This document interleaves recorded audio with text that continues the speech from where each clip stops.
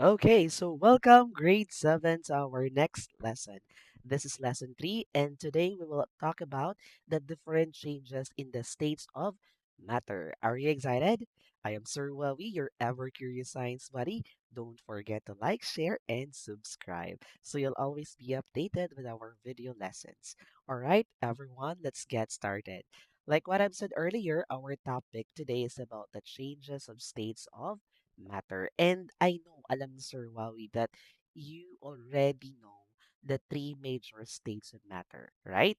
The solid, the liquid, and gas. And in our first lesson, we talk about the particle model of matter. You learn how the particles in solid and liquid and in gas are arranged. Okay?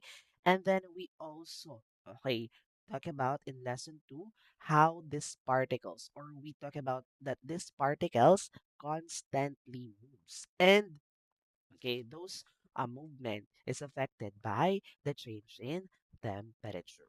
Okay, so this time we will deepen, okay, papalalimin pa natin yung ating kaalaman about how a particular state of matter changes from one state to another. What is the driving force or the factor that what do you call this? The factor that makes a particular states of matter to change its form. Okay? So yun yung ating pag-aaralan ngayon, grade 7. Okay, so let's read the learning competency. Explain the changes of state in terms of particle arrangement and energy changes. Like for example, solid to liquid to vapor, or vapor to liquid to solid. Okay, so titingnan natin kung paano yan nangyayari. Ano? Okay, and then learning objectives. Explain changes of state using particle arrangement. Okay, i-connect pa din natin yung ating natutunan sa lesson 1. Okay, hanggang dito sa pinaka-topic natin ngayon. And then second, describe energy changes during phase changes. Okay, and then differentiate melting, evaporation, condensation, and freezing. Okay, iyan yung pinaka dapat nating magets. Okay, yung apat na process, the melting, evaporation, condensation, and freezing. But of course, I add two particular phase changes happened, okay? And then, illustrate particle movement during changes of state. Okay, titingnan natin. Natingnan naman natin or napatunayan natin that a particle constantly moves. Okay, constantly moves. Pero dito titingnan natin kung paano ba yung galaw ng mga particle when it changes from one state to another. Paano gumagalaw yung isang particle kapag ito'y nagbago, let's say liquid to gas. Okay. So through simulation, may recorded simulation ako dito from PET. Ano? And then relate phase changes to real life situations. Okay. So for the opening question, have you observed? Ano have you observed? Okay, ice melting. Nakakita na ba tayo ng yelong natutunaw? Okay, water boiling or candle wax hardening after cooling. Okay, so nakakita na ba tayo ng mga ganyan? So what's the big idea for this? Okay, so these are examples of changes of state. Nagbabago. Okay, imagine natin yung yellow. It's a solid, right? But eventually, when it melts, it turns into liquid. While boiling water or water boiling. Okay, water is a liquid, but when it gains heat, okay, the water turns into gas. Okay, and then candle wax hardening after cooling. Okay, so yung candle wax natin is a liquid, di ba? A liquid. Okay, and then after some time, okay, it hardens when it cool down. Ano? So, sige, quick review, name the state. So, ice cube. So, it's a solid, right? Steam from hot soup. Yung steam, yung parang umusok. Okay, it's a gas. Juice in a glass. Okay, it's a liquid. Wooden chair. It's a solid. What about air inside a balloon? Okay, it's a gas. Melted butter. Okay, it's a liquid. Okay, so follow-up questions. Which state has a fixed shape? So in the mentioned state of matter, solid, liquid, and gas, which state has a fixed shape? Yung hindi nababago yung shape. Correct, it's solid. Which state can flow? Yung pwedeng mag-flow. Okay, correct. It's liquid. And then which state spreads out to fill space? Correct. It's gas, ano? Okay, so Another review, particle review. So meron tayong word bank dyan. Move freely, vibrate in place, close together, tightly packed, far apart, weak attraction, moderate attraction, strong attraction, move around each other. So titingnan natin yung i-describe natin yung ating states of matter when it comes to their arrangement of particles, movement of particles, and strength of attraction. So screenshot niyo muna yan and then pause. Okay, so reveal ko na yung sagot. So in solid, arrangement of particles tightly packed. In the movement of particles, it vibrate in place. Di ba nasabi ko naman, particles in solid move through vibration. Strength of attraction, strong attraction, napakalakas or napakataas ng attraction ng particles in solid. That's why they can maintain its fixed shape. Liquid, close together, move around each other. Moderate attraction, may mga gaps pa din or may medyo mga spaces na kakagalaw yung mga particles. That's why liquid has the ability to flow. And then gas, far apart, sobrang lalayo. They can move freely and yung kanilang attraction is weak attraction. Okay. So for our first activity today, heat it up or cool it down. Explain how heat gain and heat loss cause changes in the state of matter. So read each situation, identify whether it shows heat gain or heat loss, then predict the change of state. Ayan. So, heat gain and heat loss.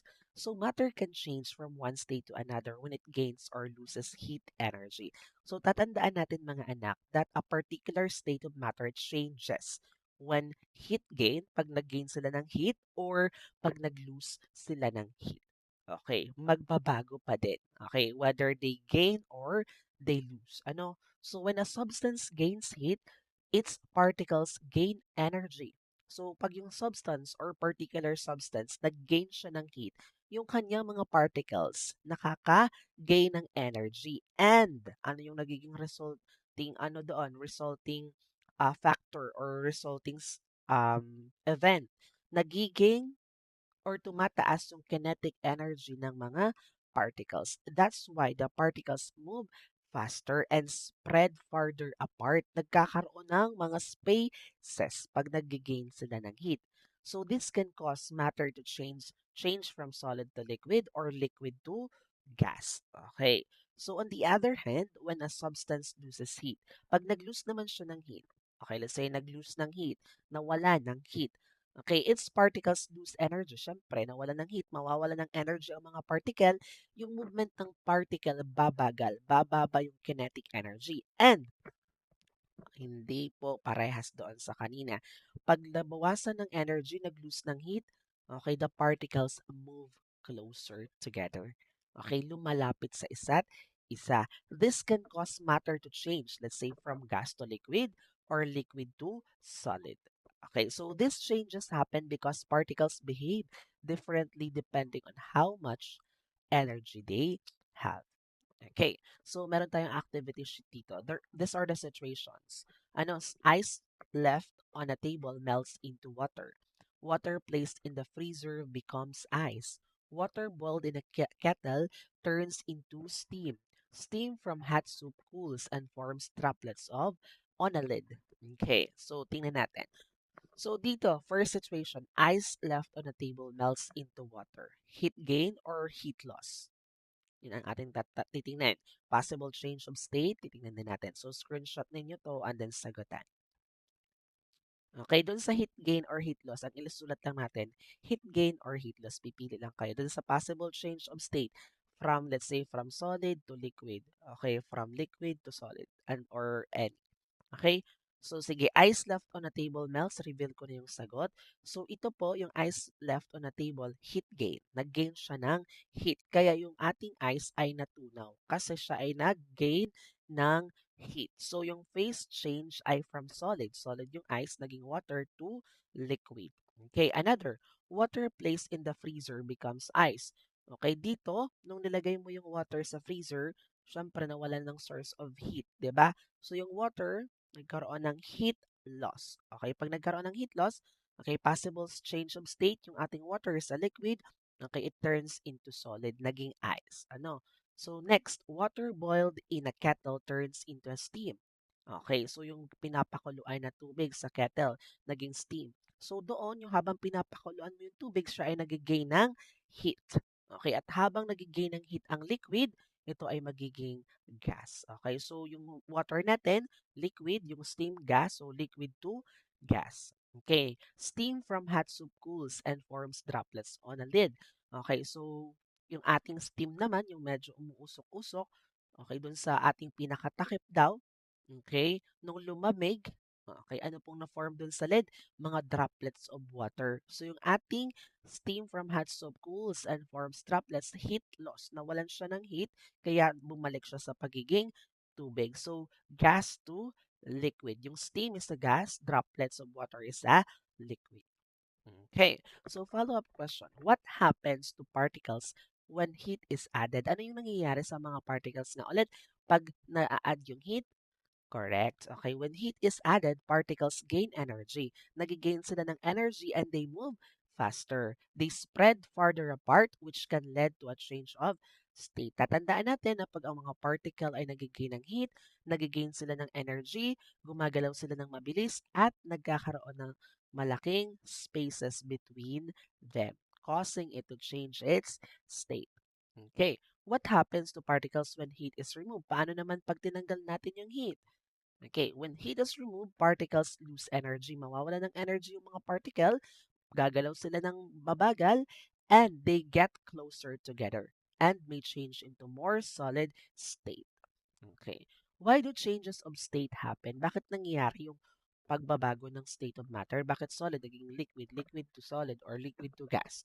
Okay. So changes of state happen because particles gain or lose energy. So just remember that nagkakaroon tayo ng changes because those particles they gain or lose energy.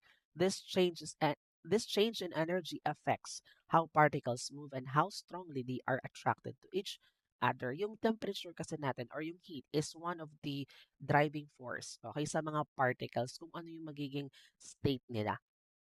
Okay, so yun yung nag-trigger para magkaroon ng change in state of matter. So for our second activity, match the change of state. Identify and describe the different changes of state of matter, solid, liquid, and gas, and match them with their correct processes. So match column A with the correct answer in column B. So what is a change of state? So matter can change from one state to another, depending on whether it gains or loses heat energy. So remember, these changes are called changes of state, okay, or phase changes. When matter gains heat, its particles move faster. Tandaan natin, pag nagigain ng heat, mga particles gumagalaw ng mabilis at nagkakaroon ng malaking spaces, causing it to change from solid to liquid or from liquid to gas. So when matter loses heat, its particles slow down. Pag nawala na ulit ng energy, bumabagal at nagiging close together. This causes gas to change into liquid or liquid into solid. Okay, so these are the activity. So column A, change of state, and column B, name the process. Okay, in-name natin yung process. So solid to liquid. Okay, so pwede yung screenshot muna. Okay, so let's reveal the answer. So this one, for solid to liquid, it is known as melting. Pag yung process, yung solid naging liquid, it is known as melting. Okay, pag liquid naman to gas, yung liquid naging gas, it is known as evaporation. Kaya nga, evaporation. And then yung gas naman naging liquid, it is known as condensation. Condensation. And then liquid to solid, it is known as freezing. Yung liquid naging solid. Just like water, nilagay mo sa freezer, naging ice. It's freezing. Okay, and then solid to gas. Okay, pag solid to gas naman, yung solid naging gas directly without. Okay, hindi na siya dumaan sa pagiging liquid, direct na agad sa gas, that is known as sublimation. Sublimation. And then gas to solid is known as deposition. Deposition. Okay. So, again, review tayo. So, these are the particle model of matter. Okay, for solid to liquid, known as melting. Okay, liquid to solid, freezing. Okay, liquid to gas, evaporation. Ayan, gas to liquid, condensation. Gas to solid, known as deposition. And then solid to gas, it's known as sublimation. Okay, so hopefully, you will remember this processes. Ano? Ayan. So, which changes need heat gain? Which changes need heat gain? Alin doon sa mga changes or processes yung kailangan ng heat gain? Okay, heat gain is needed for melting. Tika, yung ice, magme-melt yon kapag may na-heat, pag may na-absorb siya na heat or nag-gain siya ng heat. Yung evaporation, yung tubig mag-evaporate kapag yung tubig ay nag-gain ng heat. Sublimation. Okay, and then the last one is sublimation. Ano naman po yung sublimation? Yung ating solid magiging gas kapag siya ay nag-gain ng, okay, nag-gain ng heat. Okay, tingnan natin. Reviewin natin ulit. Ayan. So, yung magkakaroon dyan ng, magigain ng heat, yung mga processes na magigain ng heat diyan is yung melting, okay, yung evaporation, and then sublimation. Tatandaan natin ha. Okay, so yung ating melting, solid to liquid, yung evaporation, liquid to gas, sublimation is solid to gas. Okay, and then which changes need heat loss? Yung heat loss naman.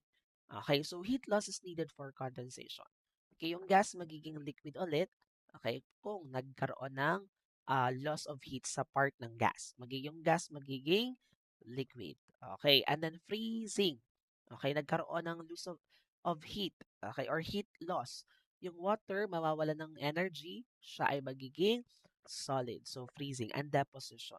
Okay, so dito sa atin is yung gas naman, babalik sa pagiging solid. Okay, deposition. In these processes, particles lose energy and move closer together. Okay, so give one real-life example of each change of state. So melting ice cube turning into water or on a warm day, evaporation, water boiling and turning into steam. And then condensation, water droplets forming on a cold glass. Freezing, water turning into ice in a freezer. Sublimation, dry ice, alam niyo yung dry ice, turning directly into gas. And then deposition, frost. Frost forming on leaves in the morning. Alam niyo yung frost. Okay. And then, next. Energy in motion, fast or slow. So describe how gaining or losing energy affects particle movement and spacing in matter. Okay, so read each situation, write whether the particles are gaining energy or losing energy. Then describe what happens to their movement and spacing. Okay, so pause ko muna, medyo ang in. Okay, so let's continue. Ayan. So, energy in motion. So, particles in matter are always moving. Yun yung ating lesson to, diga? Okay, particles in matter are always moving, but their movement depends on how much energy they have. Yung kanilang movement ay nakadepende on how much the energy they have. Ano? Okay, when matter gains energy, kapag yung matter na gains ng energy or heat is added, yung particles natin ay na-excite. They move faster and spread farther apart. This increases in movement, okay, can cause matter to change from solid to liquid or from liquid to gas. So, doon naman, paulit-ulit na tayo dito. Ano? When matter loses energy or heat is removed, particles move more slowly. Okay, kapag tinanggal natin yung heat, nagkakaroon ng or nawawala ng energy yung isang substance, yung mga particles gumagalaw ng mabagal and they come closer together. Okay, so this decrease in movement can cause matter to change from gas to liquid or from liquid to solid. Okay, so meron tayong activity sheet again. So titingnan natin ulit, gaining or losing energy. So yung particle movement and particle spacing. So pwede natin screenshot ito. Okay. So ito, ice is heated and melts in water. Okay, so gaining energy. Yung particle movement moves faster. Particle spacing spreads further apart. Okay, water is boiled into steam. Okay, gain energy. Okay, kasi yung water naging steam. So particle movement moves very fast, very far apart. Kasi liquid to gas. Kanina naman is a solid to liquid. Okay, so steam cools and becomes water droplets. Yung steam nag-cool down and then naging water droplets. Ibig sabihin, yung gas bumalik sa pagiging liquid. Nag-gain ba ng energy? No.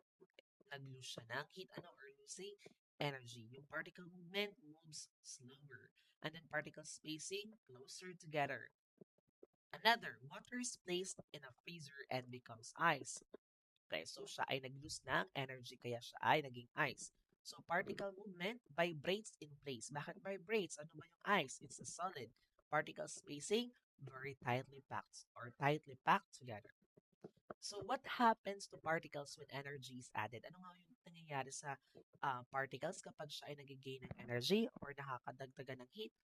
Okay, so when energy is added, particles gain energy and move faster. They spread farther apart, which can lead to a change of state. What happens to particles when energy is removed? When our energy is removed, particles lose energy and move more slowly. They move closer together and become more tightly packed. Okay, how does energy affect the state of matter? Energy affects how fast particles move and how far apart they are. This determines whether matter is a solid, liquid, or a gas. Okay, so ano? So hopefully naintindihan natin yung activity ano.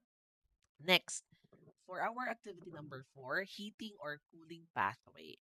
So trace and explain the changes of state during heating and cooling processes using the particle model. So alam ko naman yung particle na nakita nyo na yung particle model natin ng states of matter. So read each situation. Identify whether it is a heating process or a cooling process. Then complete the change of state pathway. Okay, so heating and cooling pathway. So matter changes from one state to another through heating and cooling process. When a substance undergoes heating, it gains energy and its particles move faster and spread farther apart. Parang kanina lang. Tandaan, lagi, pag ang particles ay nag-gain ng heat, it moves faster and moves farther apart. Ano? So, this causes to change a solid turning into liquid, which is known as melting, and liquid turning into gas, which is evaporation. So, when a substance undergoes cooling, kapag nag-cool down naman, syempre, it loses energy and its particles move more slowly. Kapag nag-cool down, kapag ang ating substance ay nag-lose ng heat, okay, yung ating mga particles gagalaw ng mas mabagal or more slowly and then they come closer together. Ano? So this leads to changes such as gas turning into liquid, known as condensation, and then liquid turning into solid, known as freezing. So tingnan natin mga anak. So ibabalik ko muna ito. Tingnan natin pag nag-add tayo ng heat. So balikan ulit natin. Ayan. So, dito po sa ating video, ipapakita ko lang na itong ating state of matter is a liquid. So, this particles is a liquid. Tingnan natin, ito yung naka-highlight yung purple sa taas. It's a liquid. Ngayon, ang gagawin ni Sir Wawi, dadagdagan natin ng heat yung ating mga particles. Dadagdagan ng ano? Ng heat. Okay, so u-observe ninyo yung particle, okay, or yung particle model ng ating mga particles, kung ano yung mangyayari kung sila ba'y mag-spread apart, mag-close together. Pag naglagay tayo ng heat sa liquid. Ano? Tingnan natin. Naglagay tayo ng heat. Okay, tingnan niyo yung particles. Ano yung nangyayari sa particles habang naglalagay tayo ng heat? Okay. Close together ba or moving farther apart? Okay. Di gumagalaw sila ng farther apart, mas malayo. So, yan po yung nagiging hitsura mga anak. Tingnan niyo from liquid, naging gas siya. Ano? Okay? From liquid, naging gas. Next, ito naman pagbabawasan natin ng, or lalagay pa tayo ng heat, another. Okay, so, ayan. Ayan. So, ito naman yung ating process ay, mahirap lang kasi talaga i-play pag recorded. Ito naman ay yung maglalagay tayo ng or aalisin natin yung heat. Aalisin natin yung heat. Observe what happened. Pasensya sa mga tilaok ng mani. Okay. Aalisin natin yung heat, nag-cool down. What happened to the particles? Okay, di ba sila ay naging tightly packed together? Yung liquid naging solid. Okay, naging solid. So, ganun mga anak. So, hopefully, natutunan natin doon or nakita natin kung ano yung behavior ng particles. Ano, kapag ang particles nag-gain ng heat, ang tendency, gumagalaw sila ng mas mabilis, nagkakaroon ng more spaces. Pero pag tinanggalan natin siya ng heat, okay, ano nangyayari? Okay, yung mga particles bumabagal ng movement or yung kanilang movement is super bagal and then nagiging close together sila or tightly packed. Okay, so tingnan natin. So, situation, ice melts and becomes water, steam from boiling water, chocolate melts when left under the sun, water vapor in the air forms liquid water on a cold surface. So, titingnan natin kung heating or cooling process and then change of state pathway kung solid to liquid or liquid to gas. So, ice melts, okay, it's a heating process. So, siya ay yung ice melts and becomes water, then steam. 3. From solid, solid yung ating ice. Yung water natin ay liquid, and then yung steam ay gas. Steam from boiling water cools into droplets, then freezes. Yung steam natin, okay, so it's a cooling process. Cooling process, pabalik naman. So yung ating steam is the gas, okay, and then nag-cool down, naging water droplets. Okay, it's a liquid. And then yung water droplets natin, nag-freeze, naging solid. It's a solid. Okay, so another, chocolate melts when left under the sun. So it's a heating process. Ano? So yung chocolate natin is a solid, yung ating naging product, okay, it melts, naging liquid yung chocolate natin. And then water vapor in the air forms liquid water on a cold surface. So it's a cooling process.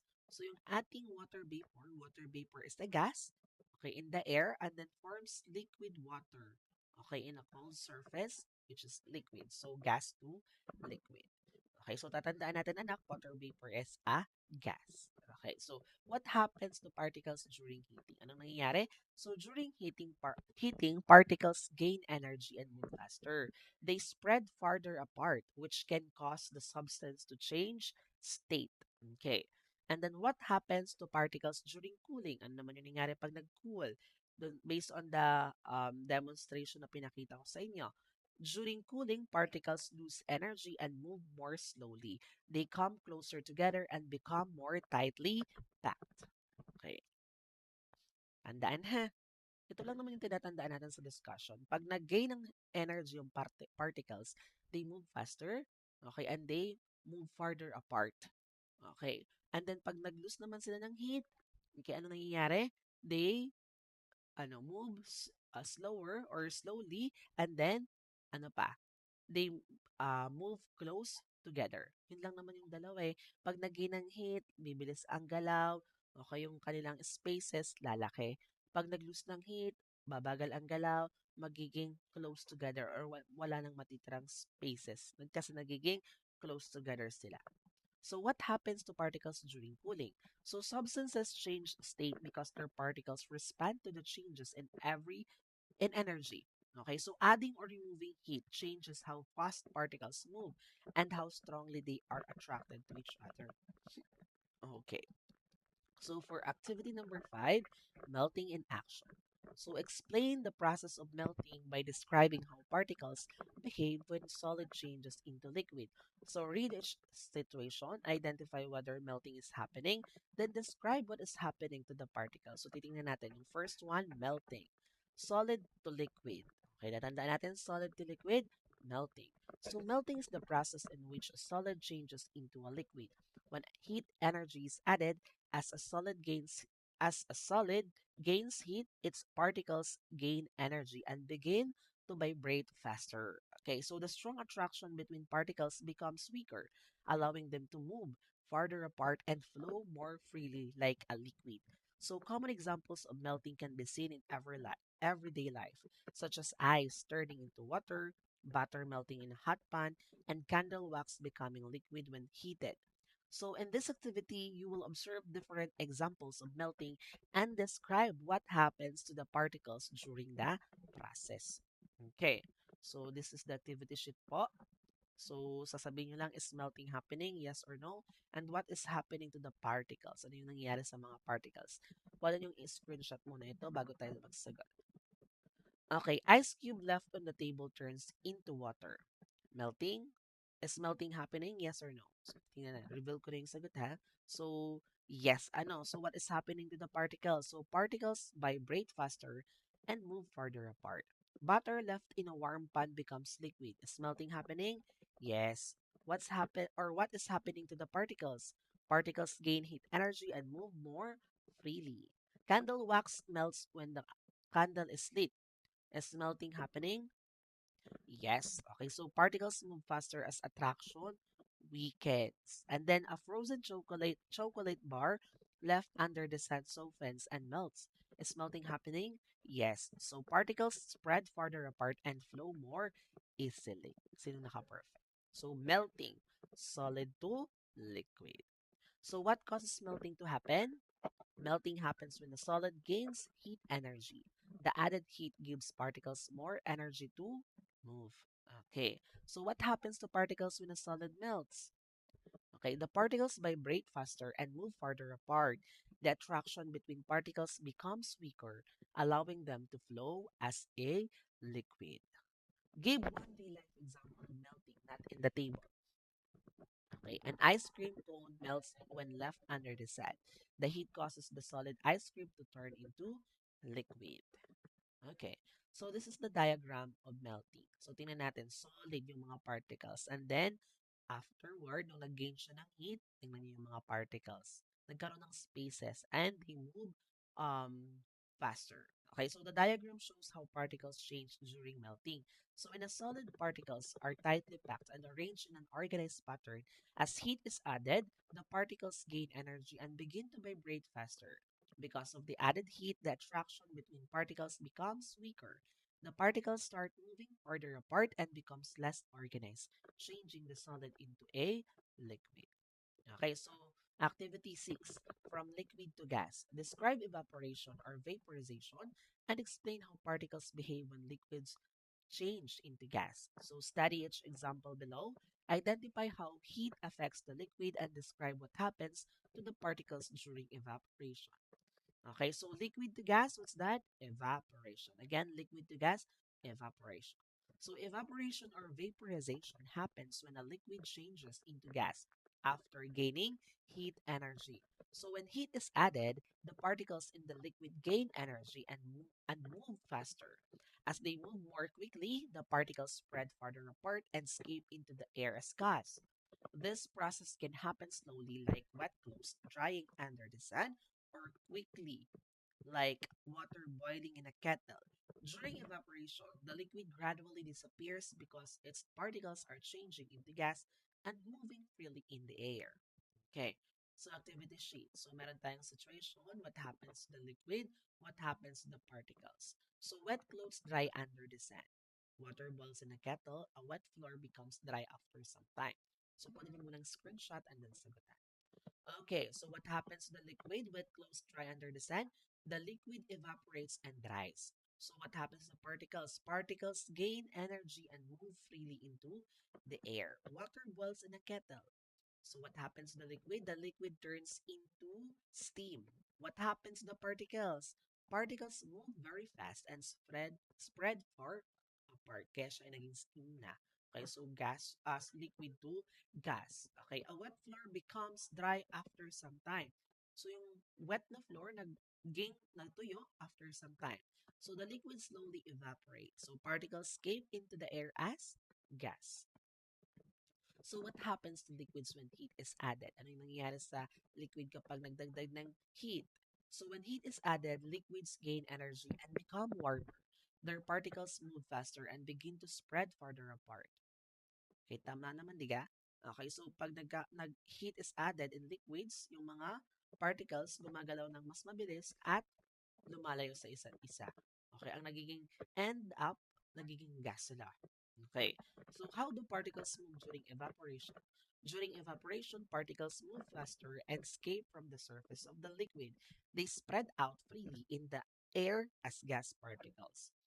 Okay, actually, ang daming ulit na natin inulit or ang daming beses ko nang sinabi to, no? Pero, mas maganda to para ma-exercise kayo mga anak. Ano, para mas matandaan. Why do liquids change into gas? So liquids change into gas because their particles gain enough energy to overcome attraction. This allows the particles to move freely and spread far apart. So this is the diagram for evaporation. So the diagram shows liquid particles changing into gas. Tingnan niyo yung mga anak yung sa liquid, may spaces. Pero pagdating sa gas, ang lawak na ng spaces at yung mga particles super bilis na gumalaw. Ano? Okay, in a liquid, particles are close together and can move around each other. When heat is added, the particles gain energy and move faster. So as the particles move faster, they spread farther apart and escape into the air as gas. This is why the gas particles in the diagram appear far apart and moving freely. Okay. So, activity 7, cool down and condense. Describe condensation and explain how gas changes into liquid when heat is removed. So, read each situation below, identify if condensation is happening, and describe what happens to the particles. So, gas to liquid, condensation. So, condensation is the process where a gas changes into a liquid. So, when heat is removed, tama naman, di ba? When heat is removed, yung gas nagiging liquid ulit. When gas loses heat energy, its particles begin to slow down. Pag nag-lose ng heat yung gas, yung kanyang particles, bumabagal yung galaw and move closer together. Okay, ang nagiging end up, nagiging liquid ulit. As the particles get closer, they start to stick together and form liquid droplets. This process is commonly seen when water droplets form outside a cold glass, clouds form in the sky, or fog appears in the morning. Okay, during condensation, the gas changes back into liquid because the particles lose energy and can no longer stay far apart. Okay, ayan. So, situation, titingnan lang natin. And then, is condensation happening? Yes or no? What happens to the particles? Water droplets form outside a cold glass. Is condensation happening? Okay, so tingnan natin. Yes. What happens to the particles? Gas particles lose energy, slow down, and come closer together to form liquid. Clouds form in the sky. Is condensation happening? Yes. So water vapor cools. Particles slow down and group together into tiny liquid droplets. Actually, mga anak, yung ating mga nakikita, yung clouds natin, it's yun ay mga water droplets nag-accumulate siya. Okay, kung titingnan lang natin, kaya ganyan yung nakikita natin. And pag super ano na yan, daming-dami, kaya yun na, nagkakaroon na ng tinatawag nating precipitation. Uulan na. Okay, so fog appears early in the morning. Yes. Is condensation happening? Of course, yes. What happens to the particles? Gas particles lose heat energy and condense into tiny liquid droplets in the air. Okay, so what happens to gas particles when heat is removed? Pag tinanggal natin yung heat sa gas particles. When heat is removed, gas particles lose energy. Natanggal ng energy, they slow down, yung galaw nila, bumagal, and move closer together. Okay. How does particle movement change during condensation? So during condensation, particle movement becomes slower and less spread out. The particles start to group together to form liquid. Okay, so yun po yung nangyari during condensation. Yung mga particle, pagalaw, nagiging mabagal, and yung spaces, okay, lumiliit ng lumiliit hanggang sa makaform na sila ng liquid. Why does gas change into liquid? Bakit naman? So gas change into liquid because particles lose energy or enough energy to overcome their movement. This allows them to come closer and form liquid droplets. Kaya yung gas naging liquid kasi yung mga particles nag-lose ng energy. Okay. So this is the diagram for condensation. Tingnan niyo yung mga anak, yung gas. Okay, ang lalayo, no? Ng mga spaces. Pero nag-lose ng energy. Tingnan niyo yung spaces. Okay, so the diagram shows gas particles changing into liquid particles during condensation. In a gas, particles are far apart and move freely in all directions. So when heat is removed, the particles lose energy and begin to slow down. As they slow down, the particles move closer together and start to stick together. This causes the gas to change into liquid, forming droplets like water on a cold surface. Okay, so for our activity number 8, phrase it right. So explain phrasing as a change of state and describe how particles behave when liquid turns into solid. Okay, so read each situation, identify if freezing is happening, then describe what happens to the particles. Ang haba pala ng discussion. Wait lang, matuubo lang. Okay, so let's continue. Ayan, so for our activity number 8, liquid to solid, known as freezing. Okay, so freezing is the process where a liquid changes into a solid. So when heat is removed, pag tinanggal natin naman yung heat sa liquid, as a liquid loses heat energy, its particles begin to lose energy and move more slowly, lalong mabagal. So this decrease in movement allows the particles to come closer together. Yung paggalaw nila ng mabagal, mas lalong mababawasan din yung spaces or gaps. As particles get closer, their attraction becomes stronger and they become tightly packed in a fixed position. So this causes the liquid to harden and turn into a solid, like ice forming in a freezer. So in this activity, you will observe how cooling affects particles during freezing. Okay, so ito yung activity natin. So titingnan natin, is freezing happening? Yes or no? What happens to the particles? Water placed in the freezer turns into ice. So reveal na natin yung sagot. Okay, so yes. Is freezing happening? Yes. What happens to particles? Particles lose energy, bumagal, slow down, and become tightly packed. Okay, melted chocolate hardens after cooling. Tumigas ulit ano? So is freezing happening? Yes. What happens to particles? Particles move closer together and form a solid structure. Another, juice left in a freezer becomes solid. Okay, is freezing happening? Yes. What happens to particles? Particles slow down and lock into fixed positions. Ayan. So, what happens to the particles when heat is removed? Ano naman nangyayari sa mga particles when heat is removed? When heat is removed, particles lose energy and move more slowly. They come closer together and become more tightly packed. Okay, why do liquids become solid during freezing? Bakit naman yung liquids nagiging solid during freezing? Okay, so liquids become solid because their particles lose enough energy to slow down. This allows the particles to lock into fixed position and form a solid. So kaya yung liquid nagiging solid during freezing kasi nga nag-lose ng heat. Pag nag-lose ng heat, yung movement ng particles babagal and ang tendency they will move closer together and eventually magiging tightly packed together. So how does particle movement change when a substance freezes? So during freezing, particle movement becomes very slow. The particles mainly vibrate in place instead of moving freely. So during freezing, kapag yung ating mga liquid na freeze na, okay, hindi na siya nakakagalaw ng ayos, but they are still moving through vibrations. Okay, so this is the diagram of freezing. So the diagram shows how particles change when a liquid becomes a solid during freezing.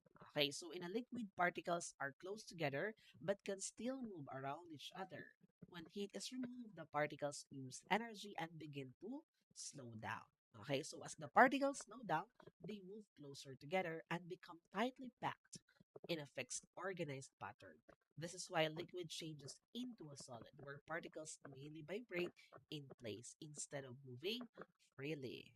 Okay, so next activity, from solid straight to gas. Describe sublimation as a change of state where a solid turns directly into gas, and explain how particles behave during this process. So read each situation, identify if sublimation is happening, then describe what happens to the particles. So remember mga anak, solid to gas is, yung process natin is known as sublimation. Solid to gas, sublimation. So sublimation is the process where a solid changes directly into a gas without passing through the liquid state. Ito yung isang proseso na yung solid naging gas without passing through liquid state. Direct talagang naging gas. This happens when solid particles gain enough energy to break away completely from their fixed positions and escape into the air as gas. So during sublimation, particles in the solid absorb heat energy, move faster, and overcome the strong attraction that holds them tightly together. Instead of becoming liquid first, they go straight into gas because the energy gain is enough to separate them completely. Okay, so tingnan natin. Dry ice disappears without melting into liquid. Is sublimation happening? Tingnan natin. Yes. What happens to particles? So solid particles gain energy and change directly into gas, spreading far apart. Iodine crystals slowly produce purple vapor when heated. Is sublimation happening? Yes. Particles gain heat energy and escape from solid into gas. Or naphthalene balls or yung ating mothballs, yung nilalagay natin sa mga cabinet, slowly shrink and vanish. Okay, is sublimation happening? Yes. So solid particles slowly turn into gas and disperse into the air. Okay. So what happens to a solid during sublimation?